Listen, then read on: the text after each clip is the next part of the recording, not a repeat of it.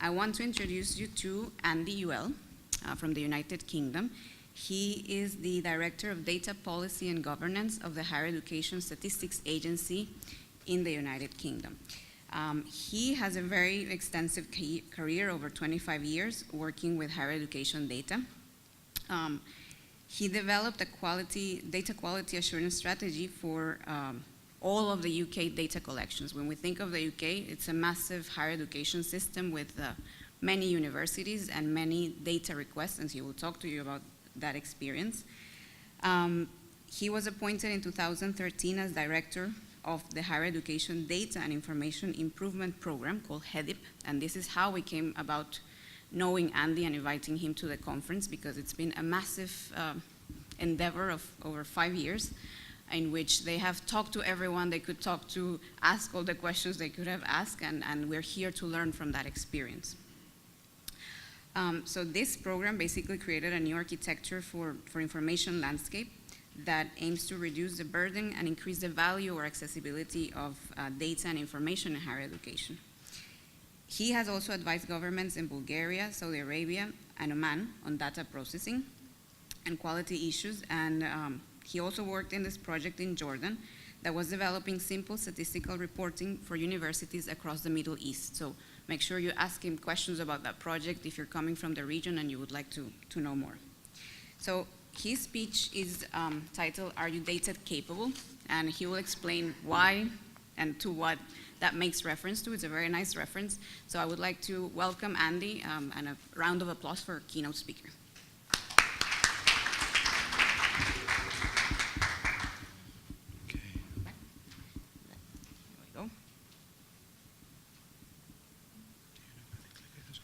I think it's with, this takes a bit, okay. Whoop. My PowerPoint is going crazy too. Found it. Excellent. Melissa, thank you for that introduction, ladies and gentlemen. I am delighted to be here this morning. I was particularly taken by the words in the welcome just now about the value of events like this, bringing together colleagues from many different countries from across Europe to participate in this. My experience in the UK has very much been that we are better, we are stronger when we are working together.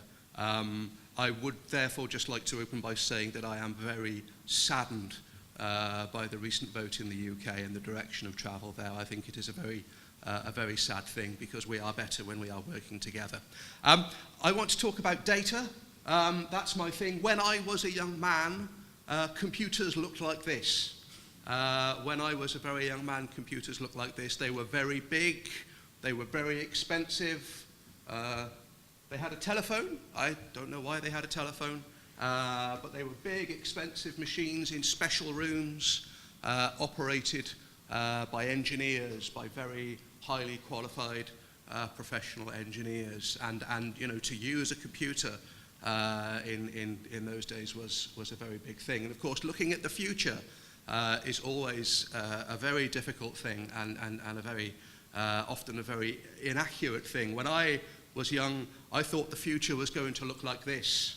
And I thought we would have robots to do everything for us. But actually the future, I think, has turned out to be far more interesting, because the world that we live in now looks like this. And the world that we live in now means that I can make a telephone call from my watch. Yes, that is the world we live in now. And sometimes, you know, sometimes we take it for granted, just how quickly this technology is moving. I joined the Higher Education Statistics Agency in 1996. Having worked for the funding councils in the UK before that. And in 1996, in the UK, the agency was collecting about 3 million student records every year. In 1996, we purchased from Dell the biggest server that they had ever built. All right? And in 1996, it was the biggest server they had ever built. It cost a huge amount of money. And it had about a quarter of the power of my telephone. nowadays. And we take it all for granted. We have all of this power, all of this technology, and sometimes, we just have to stop and think. You'll have heard of Moore's Law and the idea that the power doubles every 18 months, and the things we can do with technology nowadays, and the amount of data that we can process nowadays is absolutely incredible. And you would think that's a good thing, but there is a downside, because in the UK, we have ended up in a situation where everybody is processing data. Everybody wants a bit of the data action in the UK, and we have ended up with a very uncoordinated approach to data collection, because it is no longer expensive. You don't have to have that big computer. Yeah, anybody can do the data thing now. And so in the UK, there has been an explosion of data collections from universities, and they all use different definitions. I have a personal quest in my life to understand what the word course means, because across the UK, all of these different data collections have different definitions of the word course. We cannot agree what a course is. And they all have different requests, different timescales. So some people want the data in December, some people want the data in March, some people want it in July. And they all hit universities at different points. And so this poor university in the UK is being bombarded with requests for data from different places, different times, different definitions, and so on. That means there is a massive amount of duplication across the landscape in the UK, with lots of people asking the same questions, and therefore there was a lot of burden on institutions that is unnecessary. And then when we try and look at all of that data, because it is collected in different ways and different timescales and different definitions, you cannot make sense of the data. There is too much data. We are overloaded with data, and it is all different, so there is no coherence to the system. Nobody can agree what a course is. It's crazy. And because we are struggling with this, we are actually missing the opportunities in the UK to do better things, to be more efficient, and to drive more value out of the data. And so I have become, through the work we've done in the UK, I've become very interested in the whole idea of data capability. And I think now with all of this technology, and because everybody is processing data, I think data capability is something that we all need to think about, and all need to think about very seriously. And in the UK, we are thinking about data capability at 3 levels. We are thinking about data capability across the higher education system. And at that level, data needs oversight, and it needs leadership. We are thinking about data capability for individual organizations. And at that level, data needs governance, and data needs management. And we are thinking about data capability for individuals, for you and for me. And that needs skills, and that means knowledge. So there are very different things, very different aspects here that we need to address when thinking about data capability. In the UK, we have built an inventory of these data collections, and we have identified over 500 different data collections that individual institutions across the UK have to respond to. We have identified 93 different organisations that collect student data every year. 93 organisations that go to universities and say, how many students have you got? Tell me, it's crazy. There has to be a better way. So through the HEDIT programme, we have done a lot of talking. And it's very strange. When we started the HEDIT programme, I thought it was a programme about data. And when I took the job, because I have a background in data, I thought, this is great. I will be spending the next few years working with data. But actually, as the programme moves on, we realise it is not about data. It is about organisations, and it is about people, and it is about culture and mindset, and that thing that everybody wants their data, and you have to overcome these issues and work with these issues. We have created in the UK an architecture for the information landscape that is based on these 4 main elements. And I'm going to say a few words about these 4 elements now and talk a little bit about them, because they all interlink, they all depend on each other. There is collective governance, that idea of governance at the system level, oversight and leadership. There are activities of standardization and rationalization. So standardization is about, how do we define our data? Can we do it in a standard way? And rationalization is about rationalizing the data flows. We must be able to reduce the number of organizations that want student data every year and run their own data collections. And just because you have the technology, it doesn't mean you should do it. And the whole thing is underpinned by an improvement in capabilities across the sector. So that's what I want to talk about this morning. So when we talk about governance, we're talking about oversight and leadership of the information landscape. So this is not technical. This is about oversight, it is about leadership, it is about people and organizations. We have pulled together a governance body that will be promoting increased collaboration. And collaboration can be a very difficult thing, because in collaboration you are giving up a little bit of your sovereignty. You are saying, I will no longer act entirely freely. I will no longer act purely in my self-interest. You are saying, I will collaborate with others, I will work for the greater good. And that is what you are here today to do. Yeah? And that is, as I said, that is when we are at our best. But in the UK, the data collectors, they do not collaborate. They have not collaborated well. And there are a lot of organizations just out doing their own thing. We want to define and promote good practice for data collection and data sharing. If you do have to process data, if you do have to collect data, obviously there are laws you have to comply with, but beyond that, there is an awful lot that we can do in terms of defining good practice and getting people to change their behaviors in data collection. It's very interesting, in the UK there is a big theme across higher education about efficiency. And money is tight and we need to be efficient, and there have been many projects around efficiency in the UK, and they have looked at things like building utilization, they have looked at things like procurement. Data is an efficiency issue, and actually the Headed project, as I said, it hasn't been a technical project, it's been about people, it's been about efficiency and effectiveness. So we have just created something called the Data Landscape Steering Group. And this is made up of 14 very eminent senior people from across UK higher education, 7 people from universities and colleges, and 7 people from different data collectors, bringing that experience and those different perspectives together to change behaviours across the UK, because data issues are ultimately behavioural issues. They are about people, culture and mindsets, and how we behave. So that is a big challenge, but we have for the first time in the UK a body that is going to look across the landscape to promote efficiency and effectiveness and standardization and rationalization. The second building block then is the standardization of data, and there is a lot of activity in data standards.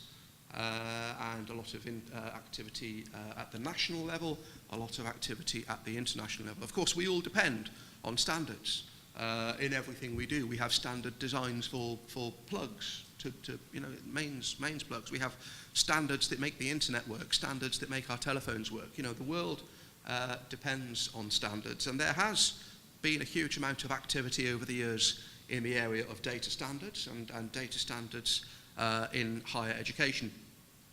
When I think about data standards, I always like to step back and think about what is a data standard. And I think there is a point that many people miss when they're thinking about data standards. I think, because I come from a statistics background, I always like a formulae. I think a data standard is a data specification multiplied by adoption. And I think a specification is not a standard until it is widely adopted. So, there is a standard, you might be familiar with HTTP.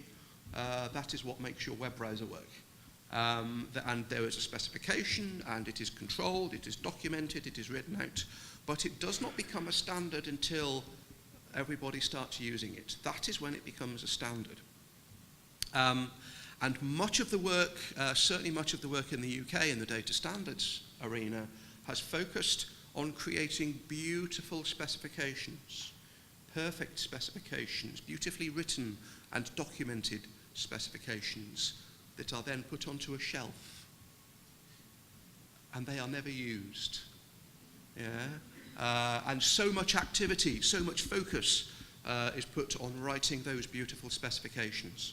But if we are to make standards a reality, we have to do a lot more work to focus on adoptions. And data specifications, data standards are very difficult because there is a big tension here. Data by its nature is rigid. Data by its nature is very simple. We can boil data down to ones and zeros in the computer. And although we have a lot of ones and zeros, they are still just ones and zeros. And yet the world is far more complex and far more dynamic than that. The tension that exists between these simple, rigid data structures and the complex and dynamic reality is very significant, I think. And then we think about routes and opportunities to adoption. And this, again, is where the governance issue comes in. So why are standards difficult? There are different realities. So you all come from universities in different countries. And on one level, we are all in the same business because we are delivering teaching, we are undertaking research. At that high level, we are all the same. That's all what we do. And yet you do not have to scratch very far beneath the surface to find differences. And obviously differences in the AG systems between different countries and within the same country, big differences. In the UK, we have about 160 universities, and they all offer similar programs, similar structures, but they are all wildly different in terms of how they do that. And so there is a big tension there. And even then thinking about those different realities, we often find that people have different understandings of the same reality. As I said, I am obsessed by the word course. In 2010, I did a study called What is a Course? And I visited a university in London, and I sat down with the Pro-Vice-Chancellor and the head of student records. And I asked them a question. I said, what does the word course mean at this university? And for 30 minutes, they argued. For 30 minutes, they argued about whether their university delivered courses that are made up of modules, or whether their university delivered programs that are made up of courses. And of course, the structure is the same, but they use different words to describe it. And during, I kid you not, 30 minutes, I didn't say a word. Yeah, they like that. And they got the books off the shelf, they got the record system up on the screen, and they realized, after 30 minutes, they realized that they didn't know if the university delivered courses made up of modules or programs made up of courses. They didn't know what the word course meant within their university. And so, because we are dealing with people and we are dealing with language and the words that we use, so there are always different understandings of the same reality, and there are different, we use different language to describe realities, okay? And within the same institution, we have different language. And even then, once you have got your data defined, of course, data is defined to support different processes and different functions. And so data that is defined to support one process, fine, but might be completely inappropriate for something else. And even then, once we have our data definition, there are issues around inconsistent adoption, and very often, certainly in my experience, there was a lack of ongoing oversight and leadership around data definitions. Okay, so data standards are really difficult. Okay, I am saying this today because I think the success of the Heida model depends on data standards, because what you have created here is a set of standard data definitions, okay, that needs to work for your university and your university and your university, okay? And they need to be understood consistently and applied consistently and maintained in a way and overcome all of these challenges. And it is only when we overcome these challenges that we can derive value from the data, okay? So I think fundamentally this project is a data standards project, and I think data standards are absolutely key to this, and there are big challenges in what we do. So let me say a few words about data capability, and I'm conscious of the time. So in the UK, we have been doing a lot of work around the foundations of data management and data governance. There's been a lot of activity in the value add space. All right? Every vice-chancellor in the UK wants a dashboard. Every vice-chancellor in the UK wants business intelligence. They want all that value add stuff. We have not paid attention to the foundations. Okay? And what we have found is that there's a lot of money being spent trying to drive value out of data, but it is all being built on very difficult foundations. We don't have a common view of what success good, of what good looks like, and we do not have a common view of how we get there. We've done a lot of work with universities in the UK, and there are some symptoms, I think, that reoccur. In terms of the language, in terms of the mindset, when you go and talk to people about data, they think data is a burden, data is a problem. Okay, that is how they think.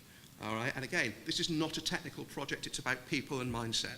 So we need to overcome that idea and take people to a happier place with data. We have found massive amounts of duplication within organizations, and we find student data will be in a record system, and it will be in the estate system, and it will be in the library system, and then all the academic departments will have their spreadsheets of student data. There is huge duplication, lack of systems integration. There is therefore no single source of the truth, and one of the most common things I hear from university leaders is I don't know whose data to believe in my university. And that is a very common problem. And therefore there are many difficult and occasionally failed business intelligence projects. People have tried to do that value add stuff, and it has been on the foundations of sand. And interestingly, within universities we find a lack of standards and rationalization. And it's been really interesting on the project we've done. We have looked at standards and rationalization across the system, and yet when we look into universities we find also issues around standards and rationalization. So why is this such a problem? I've talked about the technology. Here's an interesting picture. It wasn't that long ago that offices looked like this. I worked in an office in the 1980s that looked a bit like this. This is probably a little older than the 1980s. A lot of desks, I would guess, maybe 100 or 200 desks there. On each desk there is a calculating machine. Okay? So, maybe 40 years ago, that is what a spreadsheet looked like. Yeah, of course, we don't have offices like that anymore, with 200 desks for 200 cells, because we have spreadsheets. Who uses spreadsheets? Of course we do. Well, yeah, we all use spreadsheets. Okay, so that office had 200 desks, yeah? And I think of that as 200 cells. Does anybody know how many cells you can put in an Excel spreadsheet today? Have a guess. My experience, Too too few. few. Okay, that's an interesting answer. Hello. 17 billion. Sorry? 17 billion. Oh, you've done your homework, haven't you? You can put 17.2 billion cells in a spreadsheet, in one spreadsheet. Okay, and if you Google the Office 2010 specifications, you multiply the numbers together. How much data do you want to put in your spreadsheet? Yeah? Is that not enough for you? 17.2 billion. Okay? So we no longer have to have a big computer in a big room with a telephone and an engineer, all right? We can all do industrial scale data processing, all right? And that is what the technology has given us, okay? And everybody uses spreadsheets, and there are big problems with spreadsheets. Spreadsheets conflate the data and the algorithms. If you open a spreadsheet, you just see a load of numbers. Which is the data and which is the algorithm, yeah? You have to crawl over every cell to say which is the data and which is the algorithm. Excel makes assumptions and it changes your data. If you type something into Excel that looks a bit like a date, Excel says, I think that's a date. I shall change its format for you. Yeah? And it does all sorts of things like that. If you are working in a proper database environment, you have to specify what type of variable it is, if it's a date or a number or a string. Yeah? Excel works out for you. And sometimes it gets it wrong. Okay? Sometimes it gets it wrong. They are very difficult to quality assure because you just have this mass of stuff in front of you.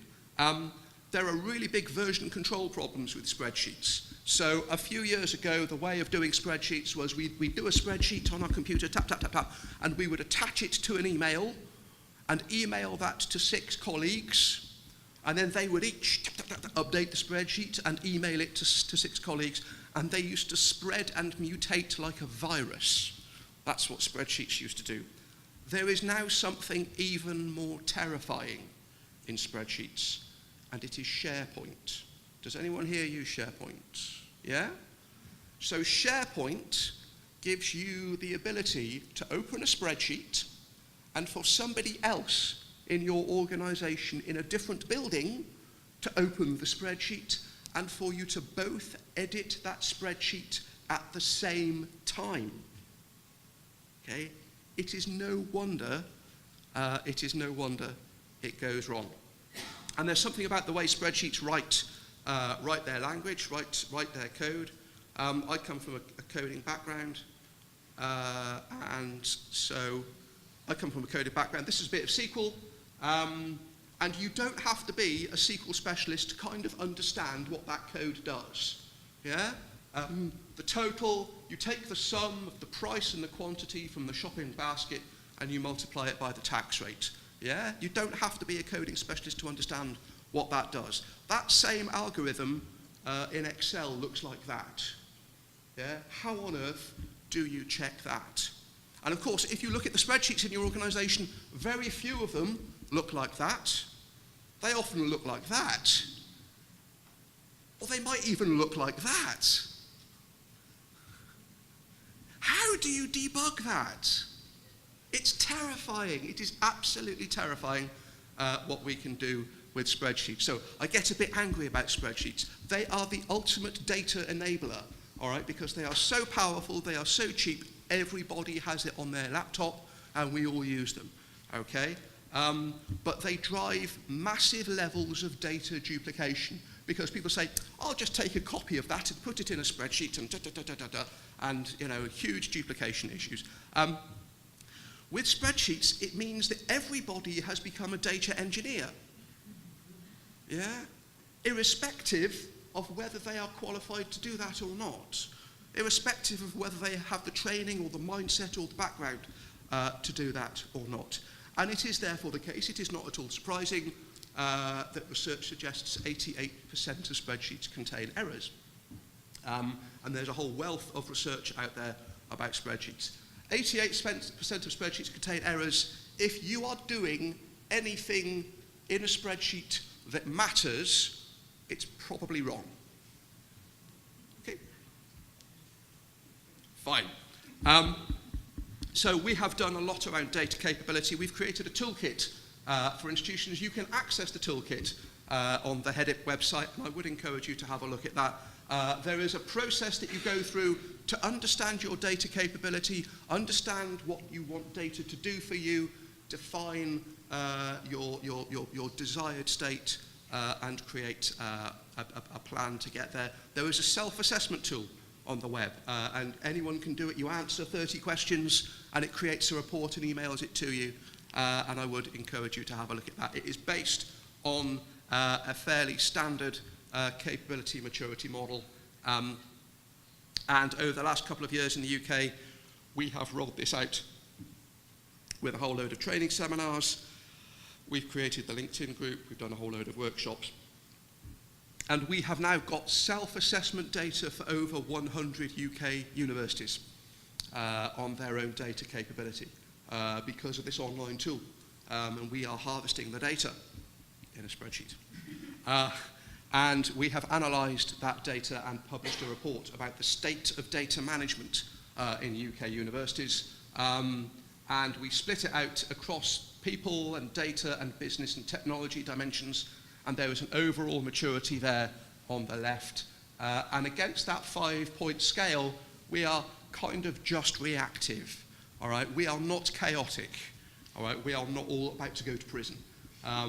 But it is not a very healthy place to be. If you want to have a look at this, there's a lot of material on the Heida website, and it is all freely available, and the self-assessment tool do have a go with the self-assessment tool. We found 5 main issues around data capability, and so in January of this year we put out a call to action, and a call to action to senior leadership in universities, because there's a sense in which, you know, for too long the data specialists have had control over this, and we need to make this a more strategic issue. The way that data is perceived is not the way it's managed. This is terrifying. The higher up the organisation you go, the better you think your data management is. That is what we have found from the data that we've harvested. Data is held and used in silos, and there is a lot of evidence to support that. They are not cylinders of excellence, they are silos. It is not aligned to wider business processes. Business intelligence, I've talked about, and most significantly, data governance is weak. All right? And if you look in a university, certainly in the UK, we have very strong governance and management and control over our money, because we understand the value of money. And we have very strong governance and management and control over our buildings, because they are valuable and we understand the value of them. You can't touch data, you can't see data, all right? And we just don't seem to value data as much as we value money and buildings and people and all of those things where we employ specialists and have structures and management structures to look after them. We are not yet in that place with data. And because we have all this technology, that is where we need to be. So we are doing a huge amount in the UK to put data up the agenda and make it a more strategic issue and get it onto the desks of university leaders. So we're doing all of this stuff. For the future, we are rebuilding the HESA data collection process to bring that external reporting closer to the business processes. We'll continue to support the community of practice. We're reaching out to other sectors and building on your point earlier, you know, other people are doing fantastic things with data, especially retail. And if you go to Amazon, it is amazing, you know, if people buy this. You look at this and people buy this, and they're really good at some of that stuff, and Google what they're doing. I would love to rerun the sector-wide assessment in a couple of years' time and see if we have been able to move the UK sector to a better place with data management. And if I can find some funding to do that, we're going to do that in a couple of years' time. I was born in the 1960s. And the 1960s was a time of great upheaval, great cultural change. And I have great passion for music. And in 1967, Jimi Hendrix released an album called Are You Experienced? And actually that album in the 1960s, a few people nodding here, it's a great work. For me, that really captured the spirit of the 1960s. That captured the spirit of the time. And Are You Experienced was what the 1960s were about. In 2016, we want efficient and effective organizations. We want better user experiences. We want to create new user experiences. and we want to drive more value from data. So I am no longer thinking, are you experienced in 2016? I think the question now is, are you data capable? Thank you very much.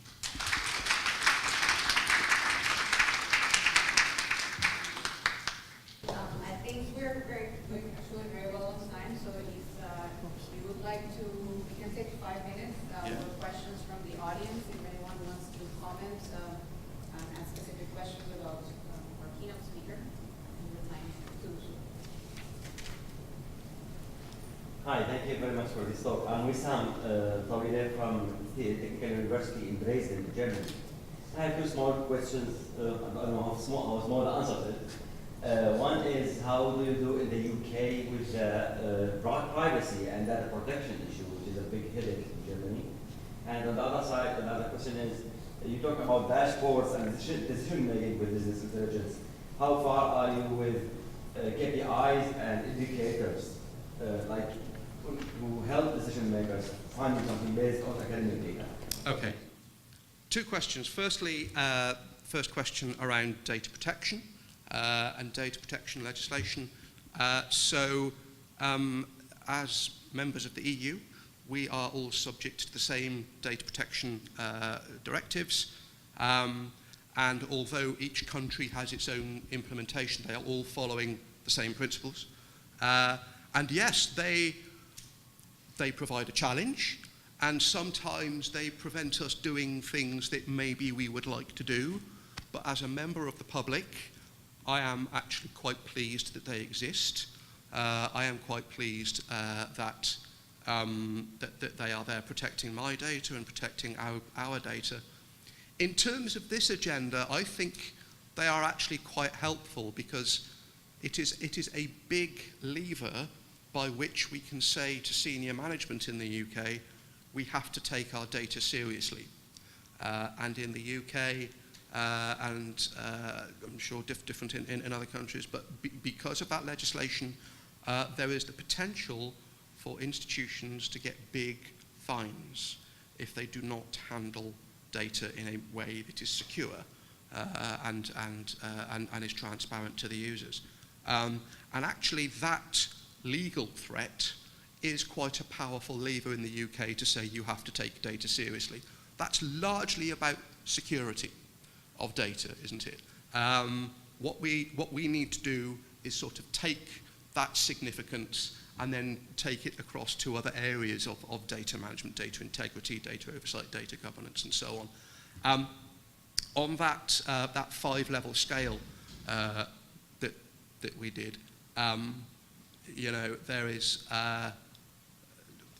nobody is at that chaotic stage. So I don't think there's anyone in the UK who should be going to prison for data issues. But it could happen, and it is a very powerful way of getting this onto the agenda for senior people. So broadly, I think it is a good thing, and I'm glad it's there.